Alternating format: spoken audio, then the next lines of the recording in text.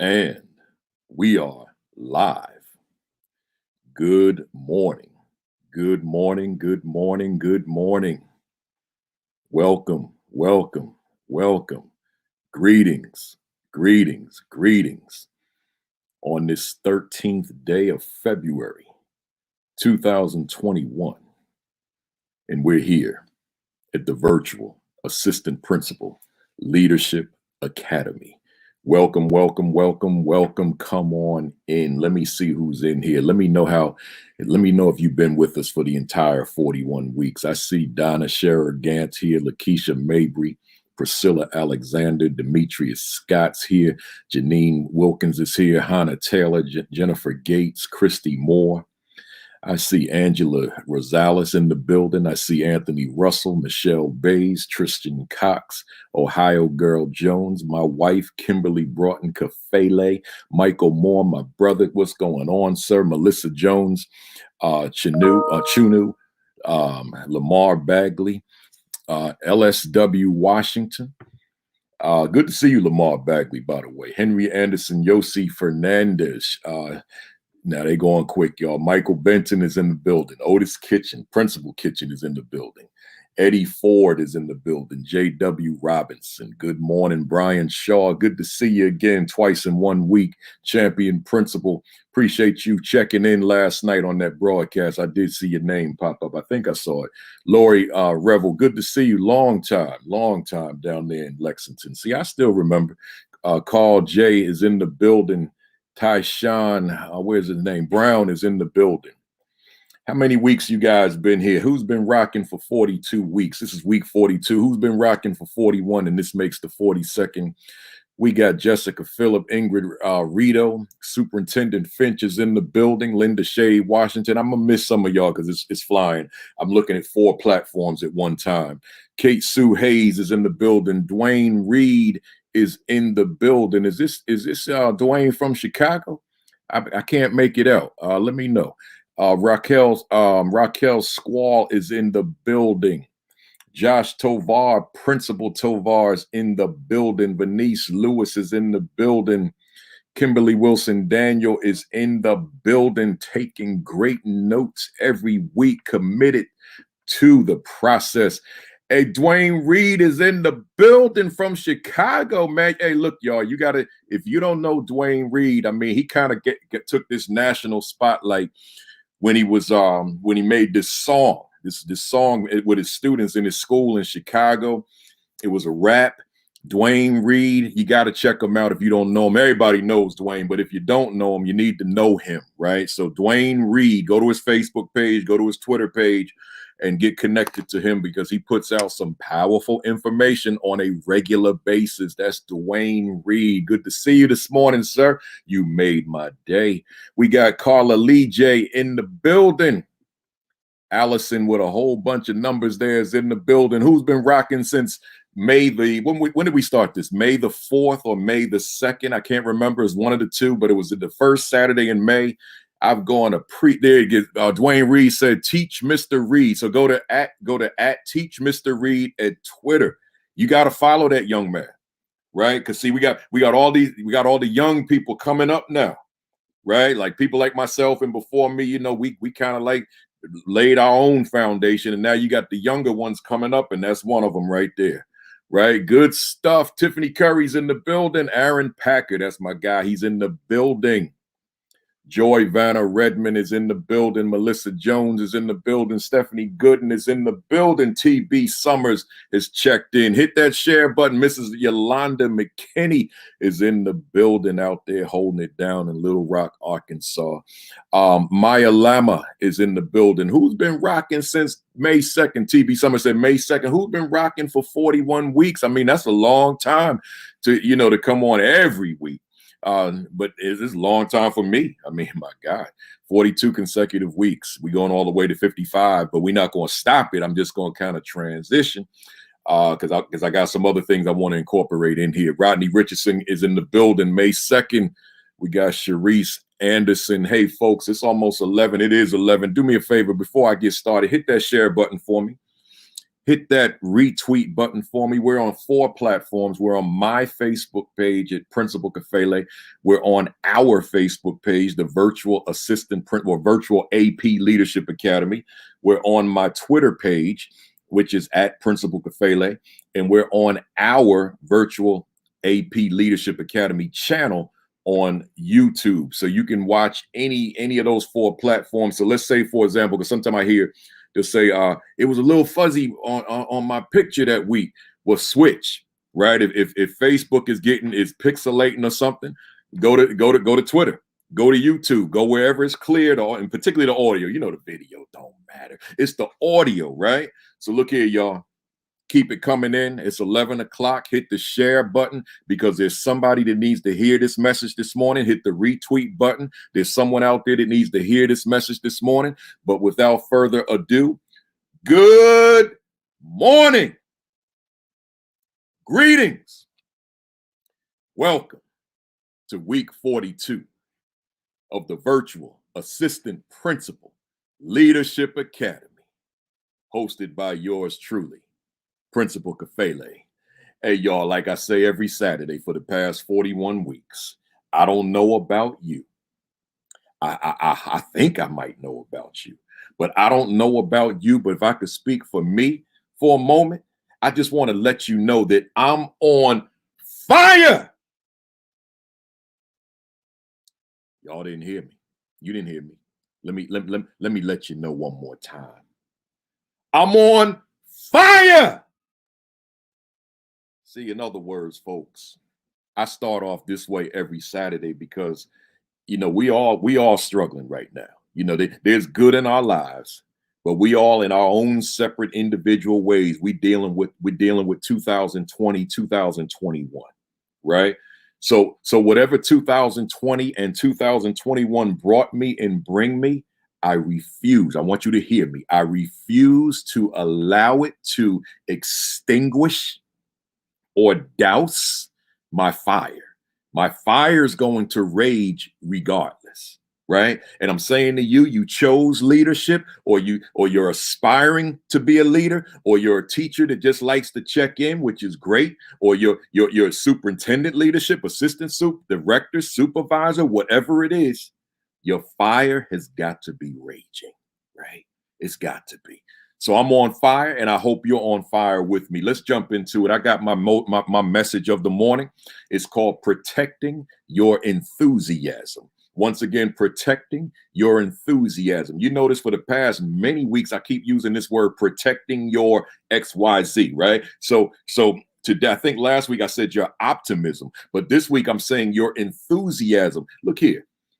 I can't tell you the volume of letters, emails, inboxes, DMs, or just right on the thread on social media that I receive on a regular basis from somebody out here in the universe that says to me, "Thank you, Principal Kafele. I got the job. I watched your videos, the interviewing videos, and I got the job." So that person is enthusiastic. That person's excited. They were excited before they saw the video, but then they found the video, or someone referred them to the videos, videos, plural, and then they watched them, got the job, used the technique that I have in the video, and now here they are doing their thing, right? They're enthusiastic. They're excited about the prospects. Well, I'm saying you got to protect your enthusiasm. That's what I'm saying. You got to protect it. You got to guard it. You got to shield it. You got to hold on to it. You got to embrace it, because situations and circumstances can extinguish the fire we talked about before. Well, it can extinguish your enthusiasm. Regardless of, you may be in tough circumstances, tough situation, tough people around you, but you can't let it sap or undermine your enthusiasm for the work. Because you chose to do this. This was your dream. This was your ambition. This was your aspiration. So you can't let circumstances diminish it, to undermine it, to sap it.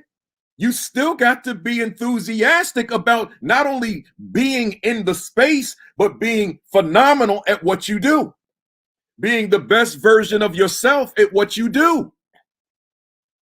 You can't let somebody come into your space and disappoint you. And see, some of us, we do that. Some of us switch gears because the going got tough.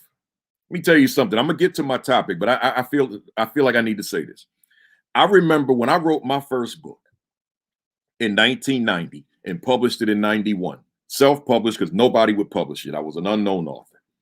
I'm in Jersey, so I'm close to New York City. Man, I was riding them subways every day, going different parts of New York, hustling my books on the street, hawking my books on the street.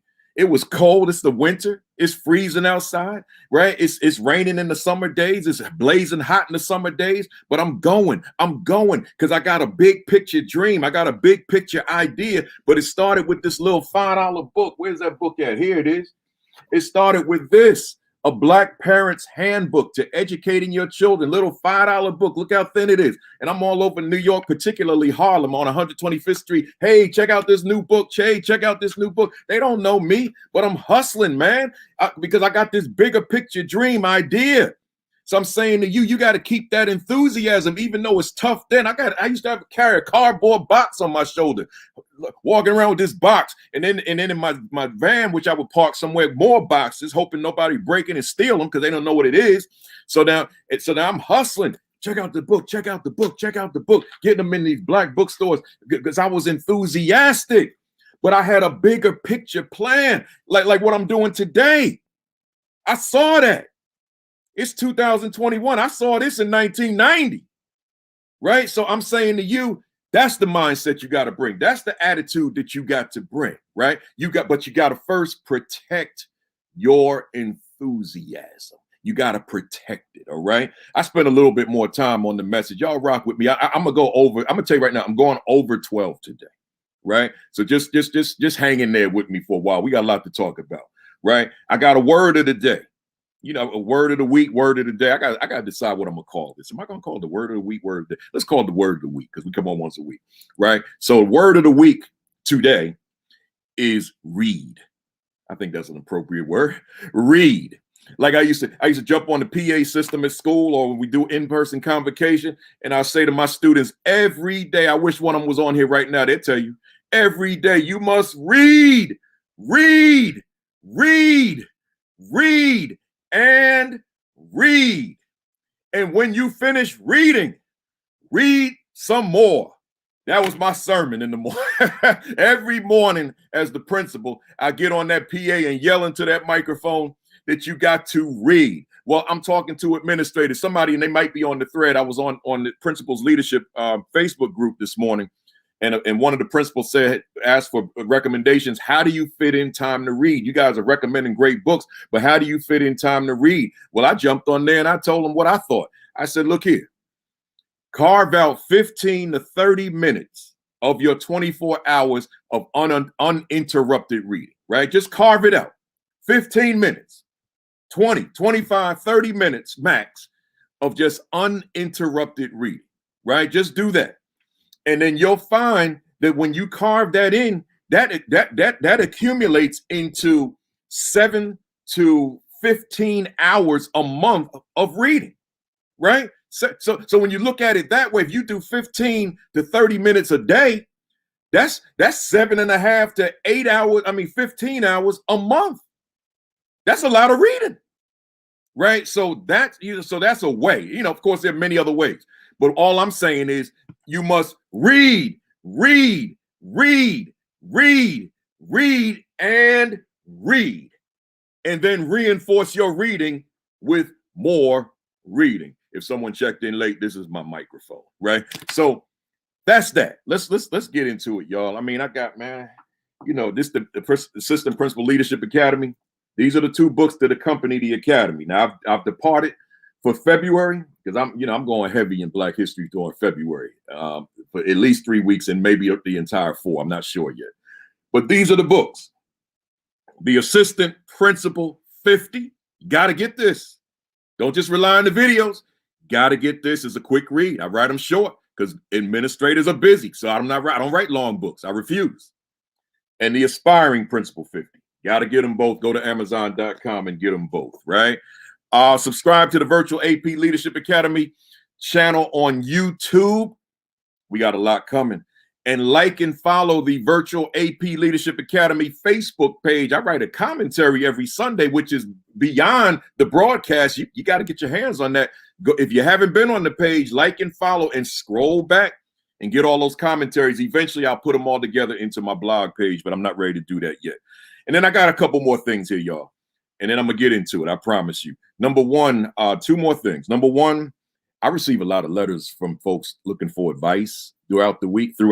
And when I say a lot, I mean like rock star a lot, right? Like a whole lot of folks are sending me letters. They want advice for this, advice for that, right? And I don't mind it, right? But I want you to understand something, because some people get very mad at me and they say, they come at me real hard when I don't respond right away. So I need to respond to that in case some of you are on here right now that either have written me or plan to, and you're looking for an immediate answer. If I'm getting 50 letters a day, right? And I have my own workload, I speak for anywhere from 5 to 10 hours in a day, right? Virtually. And then I got the administrative work, the contracts, the invoices, the quotes, all that kind of stuff, right? Then I got to plan and prepare for each, including, I got 9 pages of notes just for this academy, right? For February, 10 pages. So I'm saying to you, you write me a 10-paragraph letter. I don't even have time to read it, let alone respond.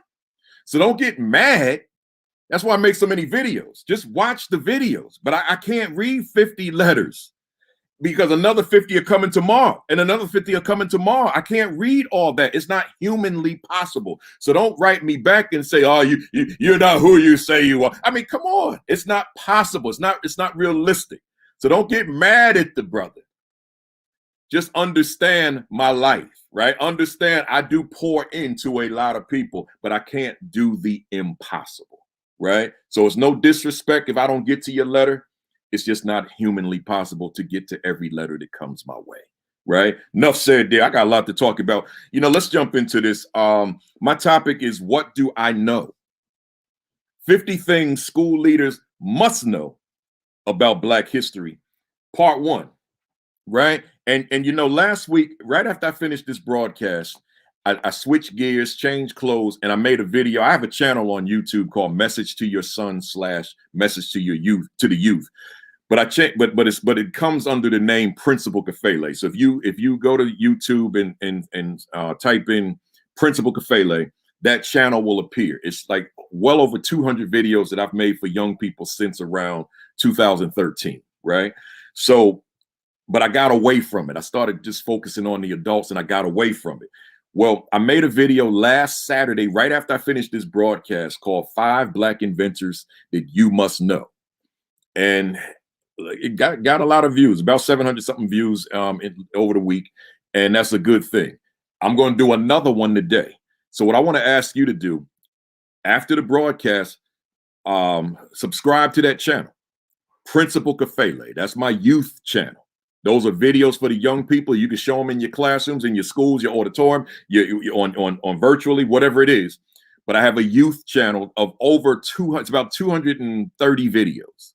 It's just talking to the youth. Most of them are talking to the boys, but the messages are applicable to the girls. It's just that I was putting the focus on the young men because of my own situation of growing up as a young man. But check them out. They got the ones that call Message to the Youth. If you don't want to show the boys videos to everybody, they're there as well, including the 5 Black inventors your students must know. And then I'll have a new one loaded on later on today because I'm gonna make that video as soon as I finish this one. All right, folks, let's go. We got a lot to talk about. I got to switch gears and switch moods now. I got to get serious on this one. What do I know? 50 things school leaders must know about Black history. When I say 50, those of you that know my work, I'm big on this number 50. I have no idea why. And I just looked at my jersey, St. Louis Stars out of St. Louis, Negro League jersey. And I've worn it before, so I don't need to talk anymore about it. Do the research on it and find out why I have on this particular jersey. Now, here we go. I'm saying to you, as an educator, hit that share button for me, somebody. Hit that retweet button for me, somebody. I'm getting ready to get into this thing now. I'm saying to you, it was when I entered education in 1988, in addition to being there to teach the young men, because that was my focus, doesn't mean I neglected the girls because I didn't, but or my young ladies, but those young men were like my primary reason. But I was grounded in Black history. It was really all I knew. I was an empty vessel back in those days. You got some of you know my story, so you know all I had in me was Black history. I didn't know anything else, right? So that was what I had. So therefore, walking into the classroom, that was what I gave. But the thing about it was, I knew back in those days, you know, we're talking 80s now. I knew that that was the missing ingredient. I knew it. Right. I knew that whatever programs that a district brings in, you know, whatever amounts of money, thousands of dollars, millions of dollars in the bigger districts in terms of reading programs, math programs, writing programs, whatever, science programs, whatever it is, I still knew if that component called history, in this case for Black students who are always on the wrong side of the achievement gap, I knew that if that wasn't a part of the discussion, a prominent part of the discussion, then we would still be talking achievement gap. When I'm long gone and somebody else 50 years from now is doing their own version of a virtual assistant principal leadership academy, they'll be saying the same things that I was saying as it relates to the role of African-American students. So I'm saying that, you know, there was a time I didn't even have the platform really to talk about the significance of Black history, African-American history, whatever we want to call it, African diaspora, to be infused into curriculum. I didn't have a platform for it because nobody wanted to hear that. But as time progressed and as the world shifted, and then ultimately with the realization of George Floyd and Breonna Taylor, it gave me a platform that I really only had in minimal spaces. Now everybody wants to understand this a lot further. They want to understand social, racial justice. They want to understand just the dynamics of the world. They want to understand how I can connect better with my Black students, etc. So now it opened doors that I was trying to open since 1988. Now those doors are pretty much open for me. Doesn't mean that everyone in an audience is going to be receptive, but the one that invited me is receptive to say, my staff needs to hear this message. Right? Like, for example, if I can turn around here right quick, I wrote this book here in 2004, a handbook for teachers of African-American children. I only wrote it for one reason. It's got like 10 chapters in it, but I only wrote it for one chapter. I wrote it for this chapter. This chapter is called The Missing Component. I didn't write that everything else in this chapter is good, but in my mind, it's fluff. Right? I mean, I'm not putting it down. It's good stuff, but it wasn't my incentive for writing it. It was just information I put in to fill a book. I only wrote this book for that one chapter called The Missing Component. And what that chapter is talking about, it's talking about the fact that Black history has to be an integral part of curriculum and instruction where Black children are present. And of course, you know, I'm talking super Black this month because it's Black History Month, right? I don't want the newbies to think this is what we do the whole time. We talk leadership throughout the 55 weeks, but it's Black History Month, and I want to make sure that I utilize this platform correctly, right, during this time. So I said that piece is the missing piece. So in other words, I'm saying that you could put forth all the programs that you want to put forth, but when that Black youngster looks into the mirror and does not recognize historically, culturally, who that is looking back at him, then we're going to continue to see what we see relative to the masses of young people being on the wrong side of that gap. Now, that doesn't excuse the teacher, because the teacher, you have to be knowledgeable, because you cannot teach that which you do not know. And that's not speaking to non-Black teachers. You could be Black teacher and be very much ignorant of the history of your people, right? So you're not born with that knowledge. You still have to do the reading. You still have to do the studying. You still have to do the research. So there's still work that has to be done. Oh, Kenny Winbush is in the building. You know, I don't usually shout out this late, but when I see Kenny Winbush in the building, that's my guy. I got to shout him out. So I'm saying to you that whomever you are, parent, teacher, school leader, you cannot be that instructional leader as it relates to history leader if you don't know history.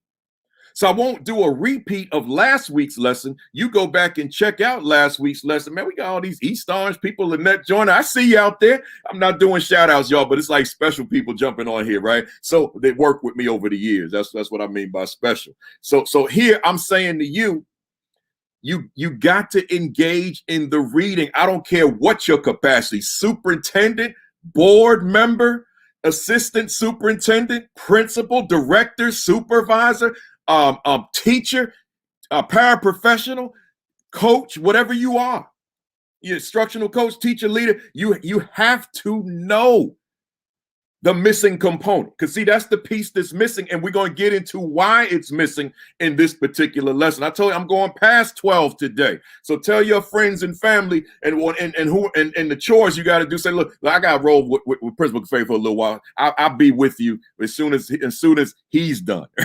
Right? As soon as he's done. So let's go, y'all. So I'm saying here that in addition to the reading, like if you're with me on Facebook and Twitter, I've been posting a book a day.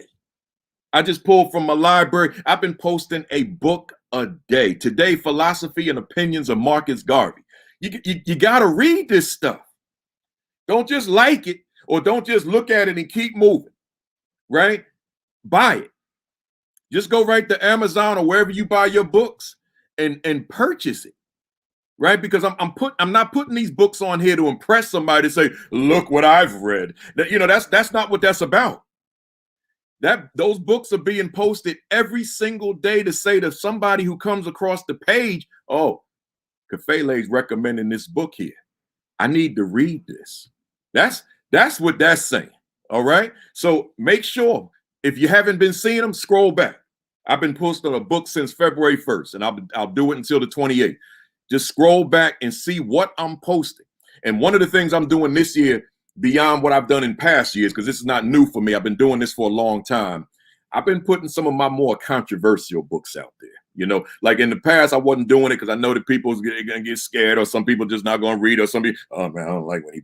But see, I don't care about that no more. When you turn 60, things happen to you. You start changing, and things you used to care about, you don't care as much as you used to, right? So I'm saying to you now, I'm like putting my hard stuff out there, right? And I want you to check that out. Like when I put out yesterday, how Europe underdeveloped Africa. See, I never posted that in the past, but I did this time, and I'm encouraging you to buy that book to understand what that's about as it relates to colonialism, the colonization of every country in Africa, with the exception of Ethiopia until 1935, 36, right? So with that said, here's another perspective, and then I'll get to my questions toward closing the achievement gap in schools.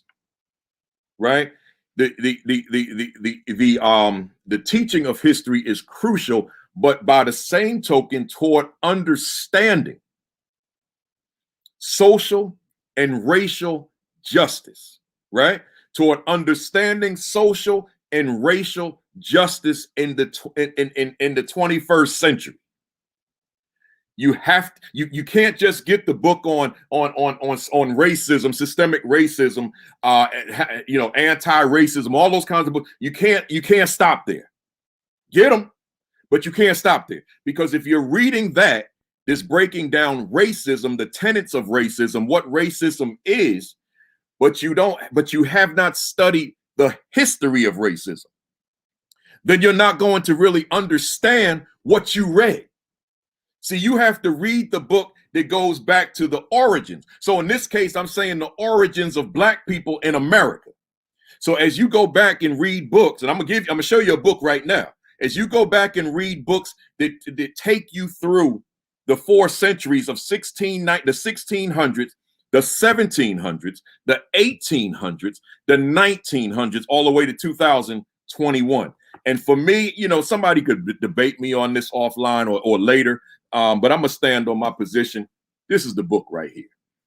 In terms of being that introductory book. Now you can get into some more complex stuff that will take longer to read.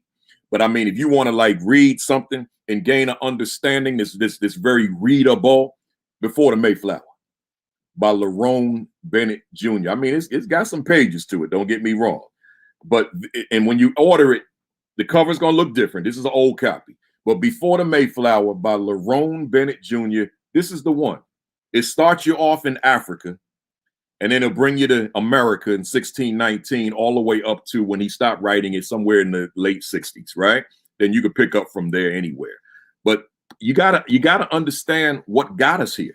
You're not gonna understand racism until you understand the centuries of racism. So you got to understand the centuries of racism to understand contemporary racism. Contemporary racism can make you angry, can turn you off, but if you're going to really understand the complexities of it, the intricacies of it, then you got to go back, right? You got to go back because as I always say, it is that the rage within that racism is ancestral deep, right? It's ancestral deep. So you got to engage in that study. So what I'm doing here today, I got these questions. I got these 50 questions. Now, you think I'm gonna cover 50 questions in a day? No, I'm gonna cover a few. Last week, I introduced them. I gave you 4. Let me just go over the 4. I'm not going to go into them. I'm just going to recap them. What do I know about the circumstances upon which the first Africans arrived to America, right? So that was the first one I asked. I gave a little commentary, and then I went on, what year and location did the first Africans arrive to America, right?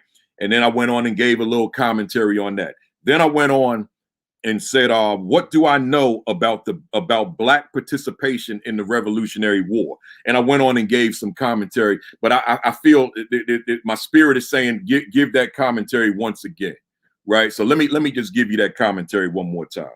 The short version.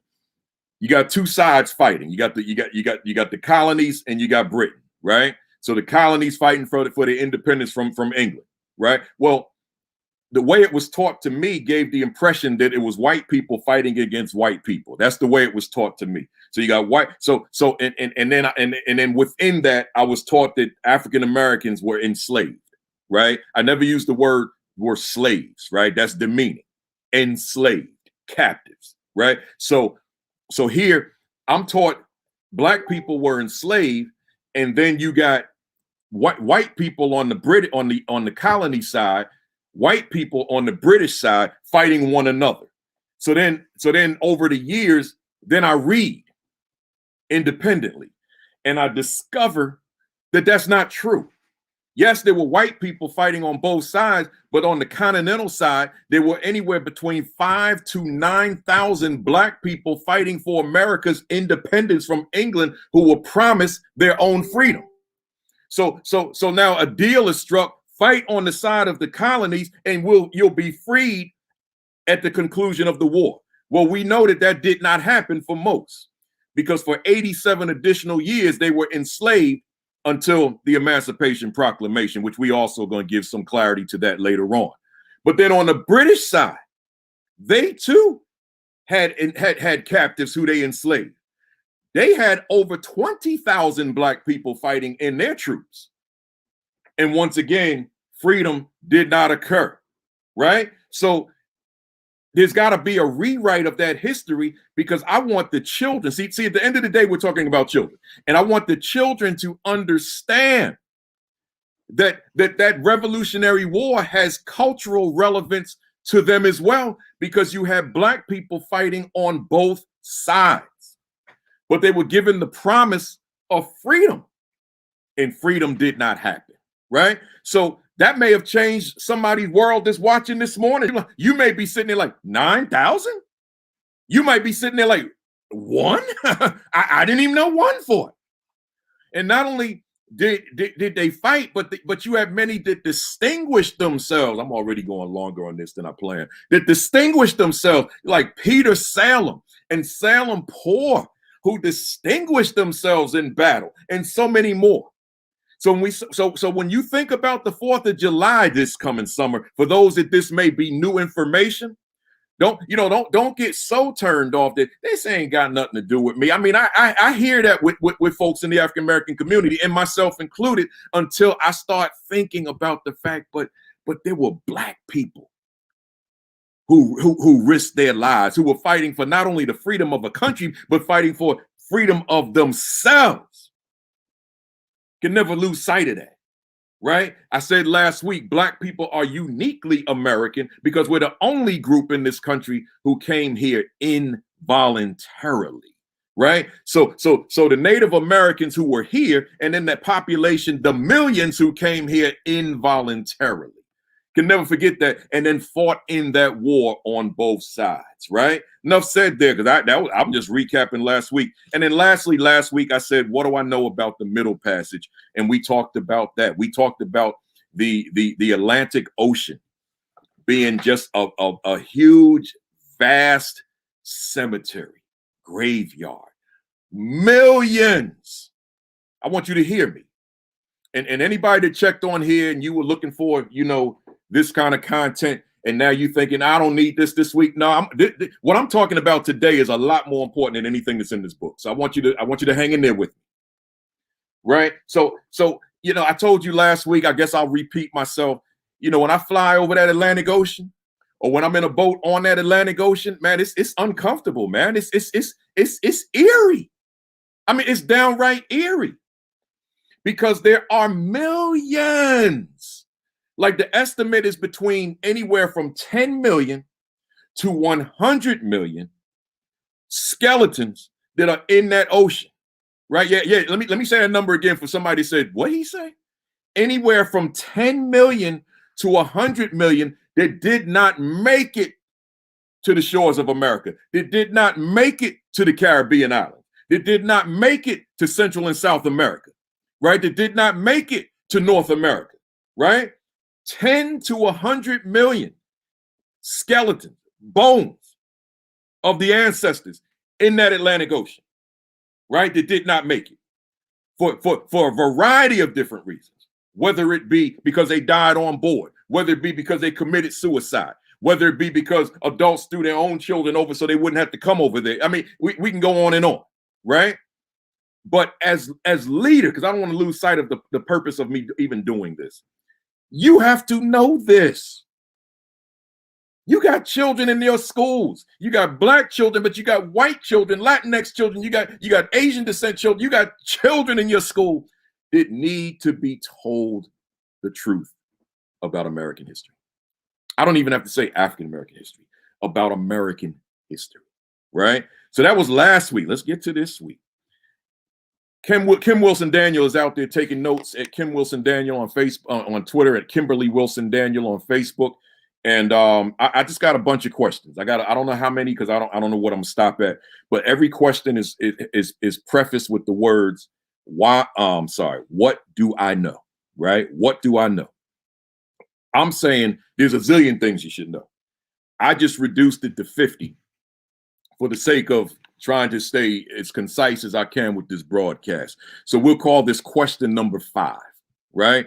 What do I know about the intricacies of the peculiar institution known as enslavement? Now that word enslavement was known as the peculiar institution. I got a book sitting over here, probably on the other side, called The Peculiar Institution. If I'm not mistaken, it's by Kenneth Stamp. If I'm not mistaken. The peculiar institution, right? So this institution of enslavement, and I'm asking the question, what do I know about it? The way I broke this up, I said I broke it up into these component parts, but I'm only going to give you some of them, and the rest of them I'm going to give you at the end of this whole section on African American history. So that could be in a week or two. I'm not going to do that all today, but I'm going to say this. When I say, what do I know about the intricacies of the peculiar institution known as enslavement, I'm saying, what do I know about the correlation between slavery, enslavement, and the economic growth of America? That's number one. So Kim Wilson, Dan, you can call that 5A. And for the rest of these, it's going to be like 5A, 5B, 5C, and so on, right? I'll tell you when I'm done with number 5.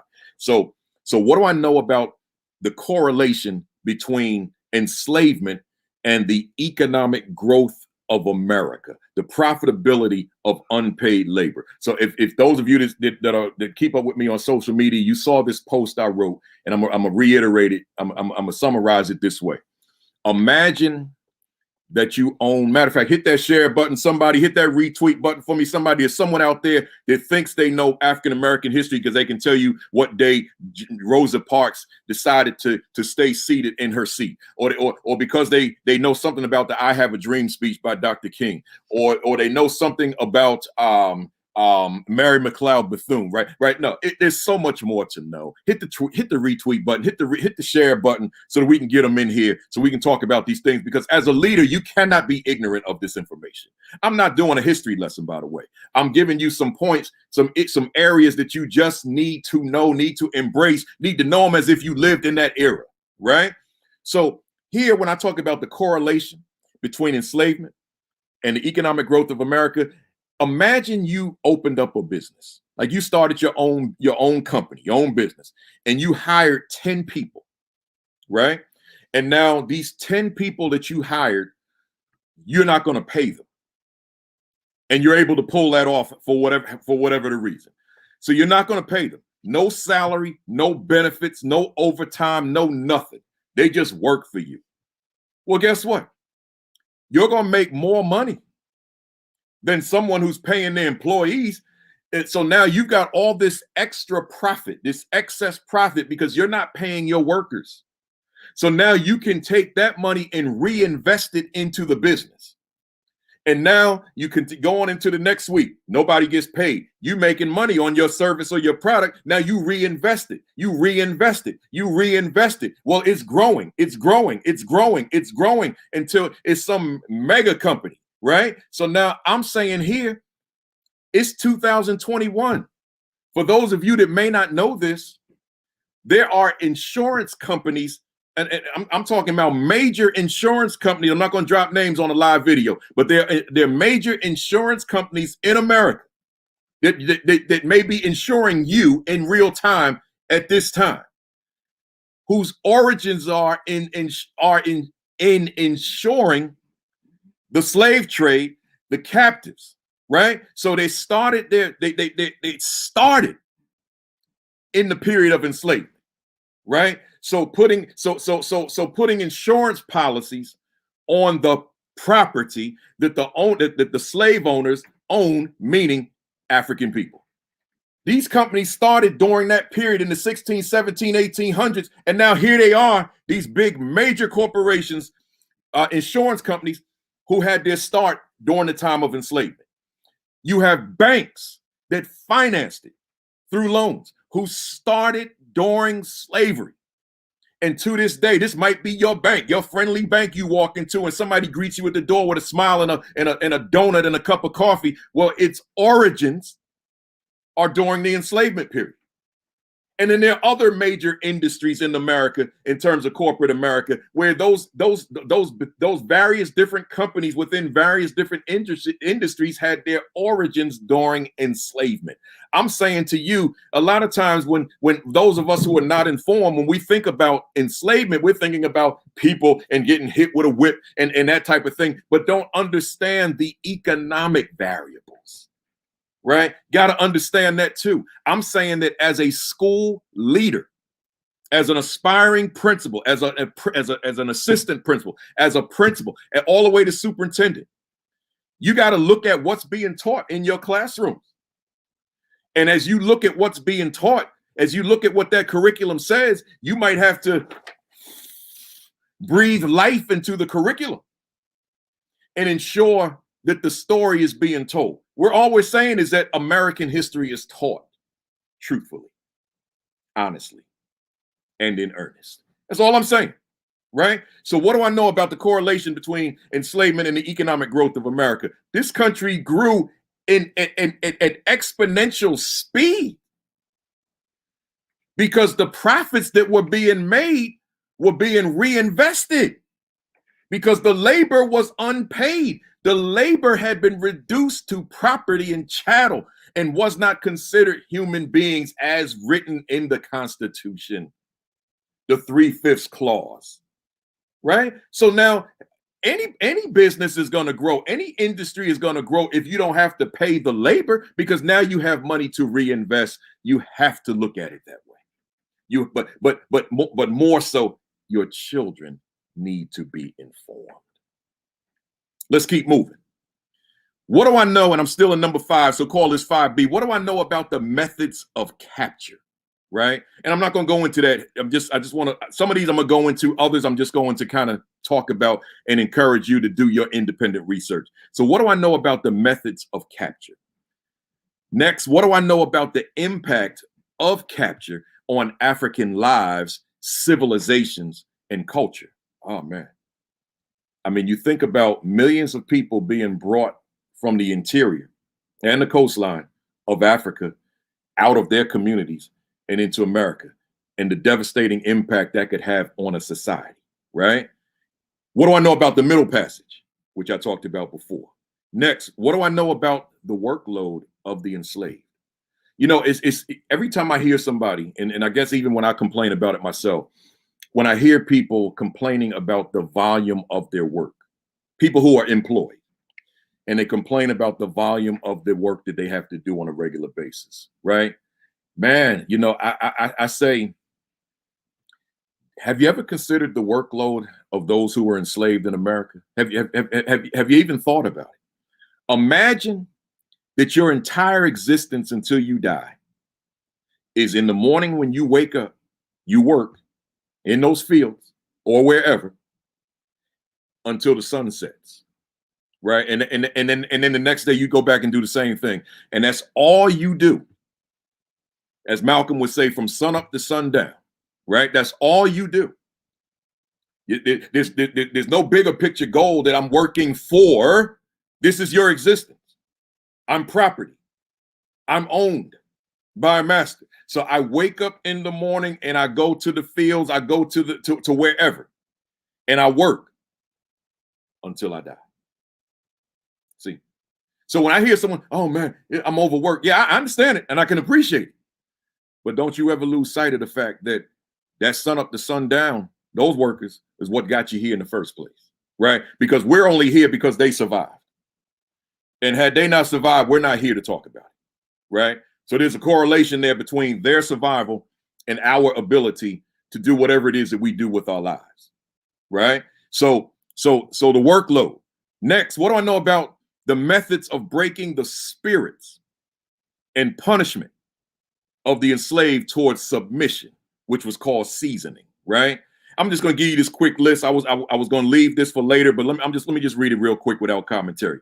In other words, I'm talking about whippings, beatings, torture, mutilation, branding, plantation jails, splitting up of families, which I'll go further into later on, denial of food, clothing, and shelter, right? So here I'm saying there's so much to discuss in terms of just the breaking in process, the breaking down process, the seasoning that they had to endure in order to maintain it.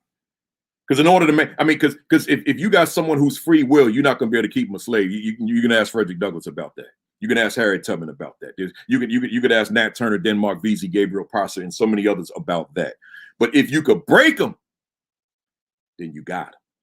But if you can't break them, then you got to sleep with one eye open. See. So what do I know about that, though? Next, what do I know about the ongoing sale of human beings who are considered property? Just imagine, I want you guys to work with me now, because again, I'm not trying to do a history lesson. I'm in the virtual AP Leadership Academy, but I want people who are in these assistant principal positions, these leadership positions, to have a sense of who Black people are historically in America, but also toward understanding contemporary systemic racism rooted in the past that got us here in the first place, right? So here, what do I know about the ongoing sale of human beings? Imagine, if you will, for those who don't have understanding, that you have your family, but you're owned by another family, and they decide for profit or punishment, I think I'll sell one of you. I think I'll sell the wife. I think I'll sell the husband. I think I'll sell the child. And you can't do a thing about it. Child's gone. Wife's gone. Husband's gone. And all you could do is mourn over it, right? That's it. But there's no law to protect you. There's no law to bring your loved one back to you. right? So I'm saying that, and you know, and I know this might be a little difficult. Some of us may not want to hear this kind of stuff with the virtual AP Leadership Academy. Like, I don't know, this, I don't want to hear this. But you know, sometimes you got to hear this truth, even when it hurts, because it's real. And everything I've said since I started this presentation is tied. I want you to hear this language. Is tied into this achievement gap. Don't talk to me about you found on the internet the newfangled reading program that cures all your reading woes of Black children and Latinx children who are closing the achievement gap. You got the newfangled program. Here it is. Let's roll this out across our entire district. The newfangled math program, the newfangled reading and writing program, whatever it is, to close this gap for once and for all. Let me tell you something. Save your money, right? Save your money. Save taxpayers' money. I'm telling you right now, it's not going to work because it's not the problem. You can't sell me on some argument that Black children are deficient in reading compared to other groups, right? Latinx children are deficient in reading compared to other groups, right? But when you buy those programs, that's the implication. It implies, well, it must be something wrong with them. Look, teach them their story, and the achievement will take care of itself. Change their attitude about themselves, and the achievement will take care of itself. But in order to make that happen across a building, you in your leadership position, you have to be bold. You have to be audacious in terms of getting this information out, because you've got to create a culture where, as a staff, we are comfortable in engaging in the difficult conversations and the difficult lessons in the classroom. Let me keep it moving. What do I know about it? I'm still on number 5, the destruction of the Black family as a result of sale of members of the Black family. What do I know about slave breeding? You know, the slave trade ended in 1808 in the U.S. It ended. It was no longer lawful, although it still happened, but not to the same extent when it was legal. So then they switched gears and engaged in slave breeding, just like with animals. So now you're forcing them to breed babies, right? This happened. I mean, Virginia was the slave breeding capital of America, right? Slave breeding capital. So forced breeding in order to produce more enslaved, right? That's part of the history. That's part of the story. Let me keep going, because I'm not here to do a history lesson. I just want to highlight certain aspects. What do I know about resistance to enslavement? I'll just list these real quick. Destruction of tools, destroying of crops, pretending or feigning illness, taking property or stealing property, spontaneous and planned strikes, work slowdowns, self-mutilation, arson, poisoning of the slave master, revolts, suicide and infanticide, flight, abolitionism, and immigrationism, which hence the country of Liberia, which was created by the American Colonization Society for freed enslaved to go back to Africa, to a country that never existed until it was created around 1817, right? So resistance.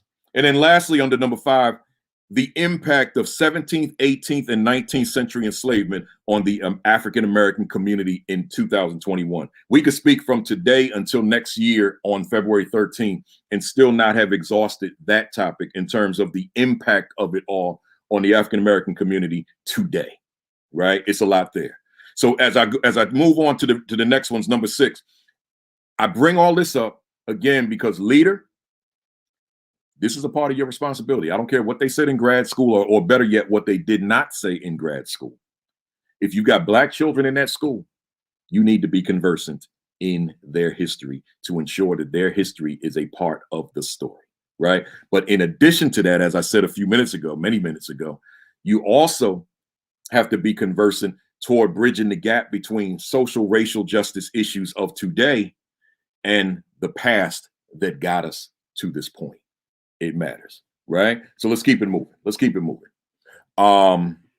Number 6, What do I know about the abolitionist movement, including the rise of the black press, right? What do I know about the abolitionist movement, including the rise of the black press? Now, you got a lot of young scholars right now in education. I'm not going to name drop right now because I don't want to leave anyone out, but you got a lot of young scholars in education, and they talk about they use the word abolitionist, so abolitionist education, right?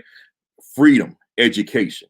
Well, that word has an origin in history, right? When we talk about the abolitionist movement in terms of the emancipation of those who were enslaved, right? So there's a correlation here when we talk about abolitionist education and the abolitionist movement back in the 17 and 1800s. So here, I'm not going to go into a history lesson on that. I want to highlight the black press, because it was a part of that abolitionist movement. The black press, hey leader, hey educator watching me today at whatever capacity you're in, you have to understand that there was a black press that goes back to 1827, black newspapers, with the first one being the Freedom's Journal out in New York City.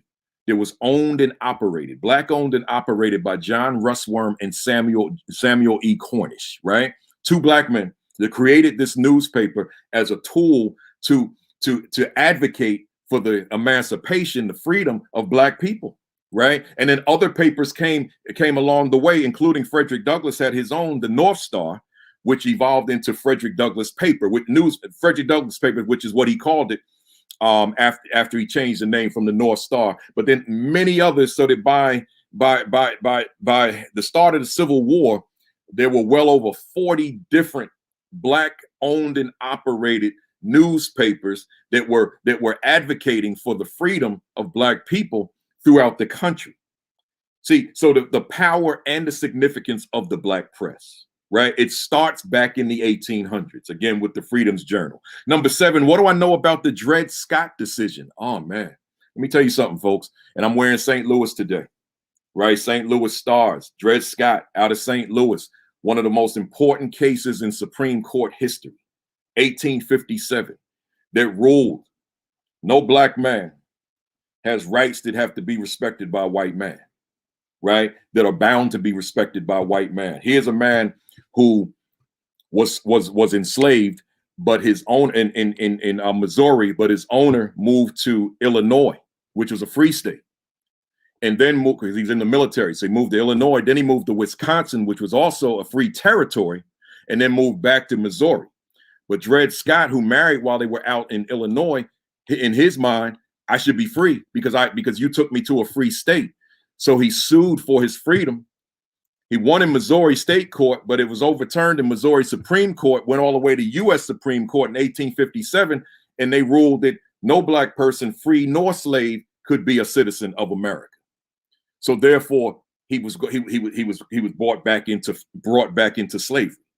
And that's the short version, the Dred Scott decision of 1857, right? You need to know that as a leader. It's particularly if it's not being taught in the classroom. Let me keep going. Number 8, what do I know about the Emancipation Proclamation, including participation in the Civil War?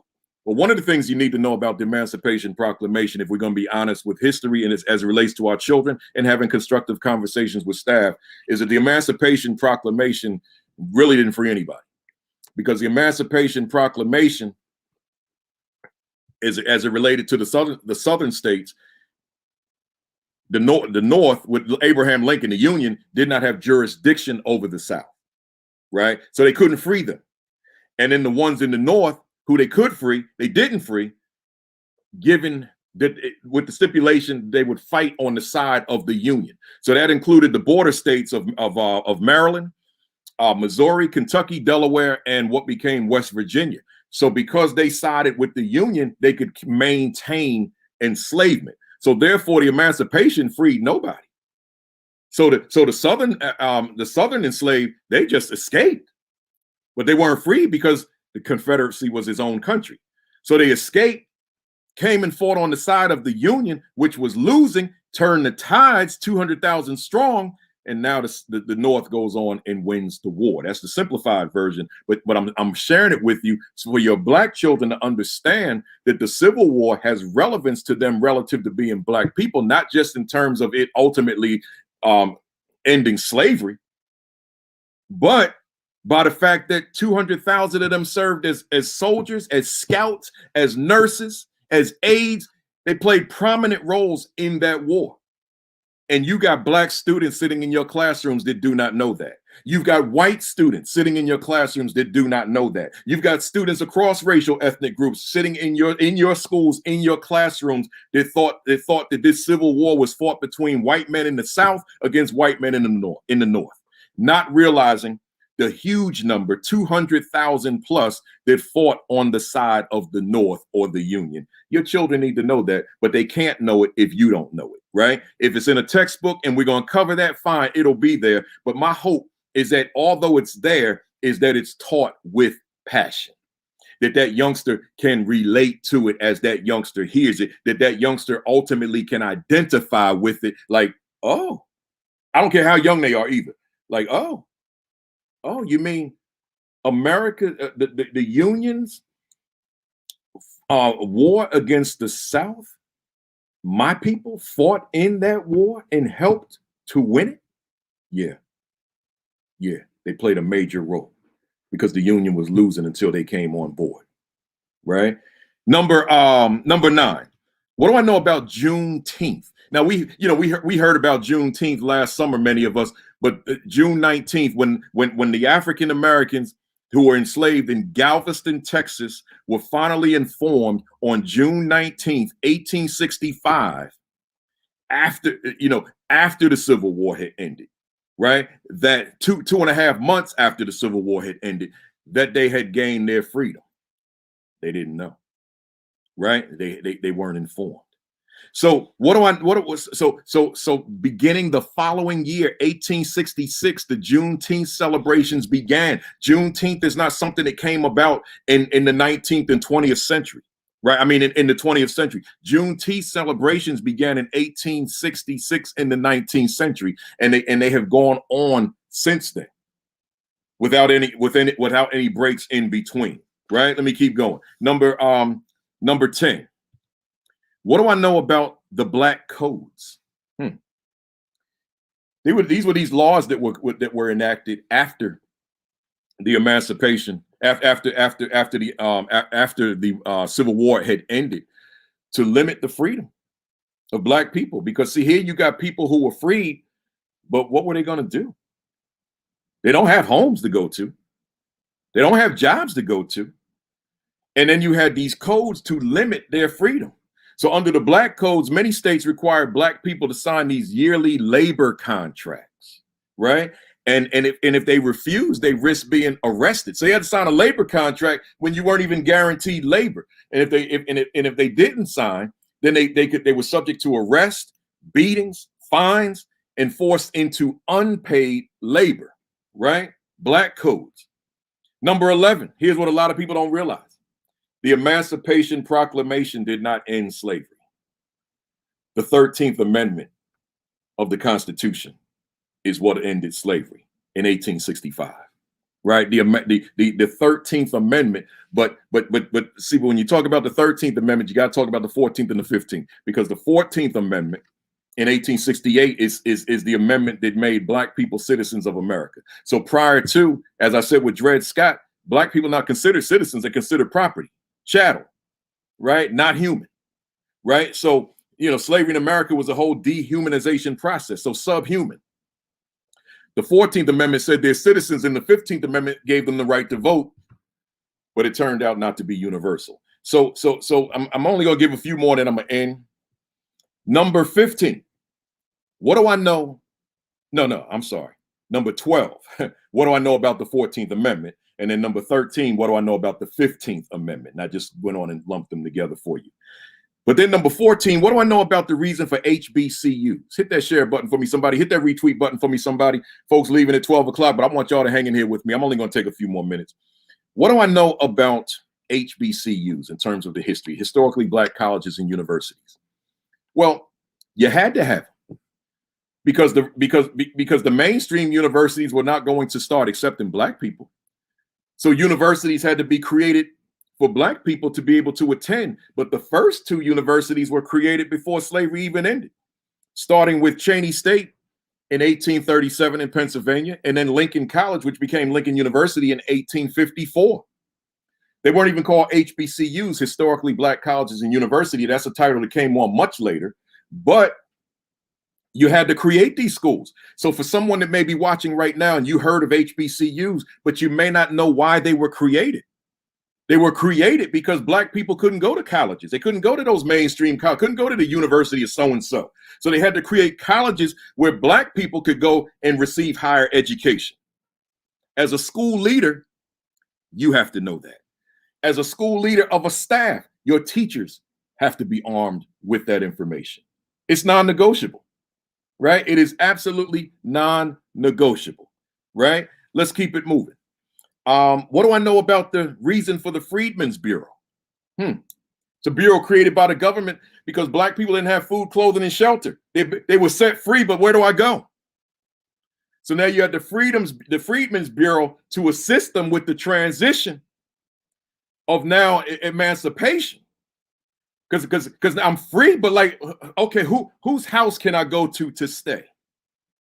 Right? So with the Freedmen's Bureau came Freedmen's schools. So number 16, what do I know about Freedmen's schools? Because now you got to educate. There's 4 million people who gained their freedom in 1865. 4 million, imagine it. 4 million with nowhere to go. 4 million with a lot of that million being children. Well, they got to be educated. So then the Freedmen's schools were created because they were not going to allow them to go to schools with white children. So they created the Freedmen's schools to allow them to be able to be educated, right? And I'm just giving you overviews. I'm not going in depth with any of this because that's not the purpose of this. This is just to give you 50 things that you need to know as an educator, right? And as Stephanie Ross said, and also to be safe. You're just in the wilderness, nowhere to go. So where's your safety?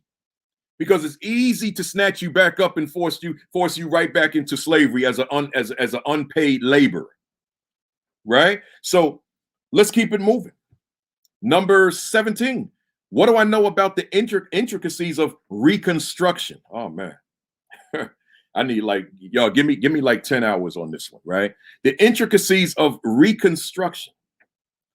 During the Reconstruction period of 1865 to 1877, so those 12 years, did you know that across America there were over 1,500 elected officials in that 12-year span, which included in the South over 1,500 elected officials?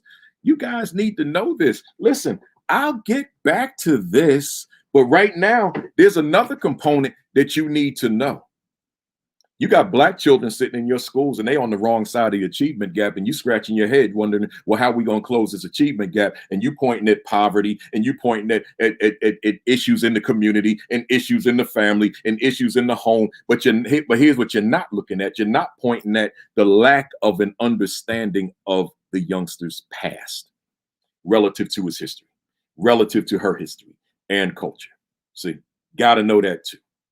Got to know that too. See, so now, what do I know about Reconstruction? Well, you had this golden age, so to speak, because there was still strife, where you had 1,500 elected officials. You had 2 black U.S. senators, Hiram Revels and Blanche Bruce in Mississippi, and then you even had a governor for a short period of time, PBS Pinchback in Louisiana, for a very short period of time, lieutenant governor, and then governor until because the governor had died. And then once they elected another governor, then he went back to lieutenant governor. But you had that there as well. Someone said I missed number 15. Now that was what do I know about the Freedmen's Bureau, right? And then 16 was the Freedmen's schools, right? I think I'm gonna take it to 18, and then I'll pick back. No, I'm gonna take it to number 20, right? I can do these quick. Number 18. What do I know about the Compromise of 1877? Man, hey leader, you got to know this. Reconstruction came to an end. Reconstruction came to an end because in Reconstruction, and because at the end of Reconstruction, the election of 1876, a lot of people were saying They said, you know, the election of Biden versus Trump is the most important election in the history of America. A lot of people were saying that. And I kept saying, no, it's not. Nah. The most important election in the history of America, as far as I was concerned, was the election of 1876 between Tilden and Hayes, Samuel Tilden and Rutherford B. Hayes. I said, that's the most important election, because that was the election that was the election that led to Jim Crow.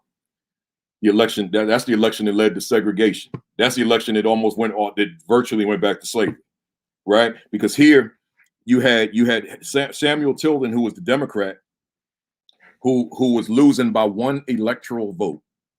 You had Rutherford B. Hayes, the Republican, who was winning the election by the one vote, right? 185 to 184. So now you had you had dispute because of three states, Louisiana, South Carolina, and Florida. There was dispute because those were the three states. Remember, Lincoln was a Republican. So those were the three states, the three southern states with Republican governors. So now there was dispute with the black vote because of voter intimidation, right? So now with the dispute and voter intimidation and voter bribery. So now you've got this dispute. So a compromise was made, right? So instead of contesting the election, we'll go ahead and give it to Hayes with the promise that federal troops will be removed from the entire South. Those federal troops were there to protect black people who were just recently emancipated. So now federal troops removed from the entire South, including South Carolina, Florida, and what's the other state I said? Louisiana. And now you got nothing down there to protect them. And then hence that slid right into Plessy versus Ferguson with the with Jim Crow and segregation. So you had a court case in 1896, which went to the Supreme Court in 1896, Plessy versus Ferguson, which upheld the constitutionality of racial segregation under the separate but equal doctrine. In this landmark case of the Supreme Court, again called Plessy versus Ferguson, which stayed law for 58 years until Brown versus the Board of Education. So I'm going to end it there and pick, that was number 19. What do I know about Plessy versus Ferguson? So here's what I'm doing. This is the virtual AP Leadership Academy. Yes, I spent the whole hour and change on talking history because it is Black History Month, and I don't want to pretend that it is not, or I don't want to stay consistent with the principles of leadership in here without acknowledging what this month is and knowing that as a school leader or an aspiring school leader or a district leader, that you must be armed with certain information that curriculum has omitted or distorted or marginalized for centuries. So I'm making it my duty to make sure that folks that tune into me for this on this platform are getting some of this information that's not always readily available within our districts relative to our professional development as leaders, right? So I got 50. I'm going into number 20. So it looks like I'm gonna do this until do 20 next week and then 20 to round it out the end of the week. And then we're gonna get back to this book.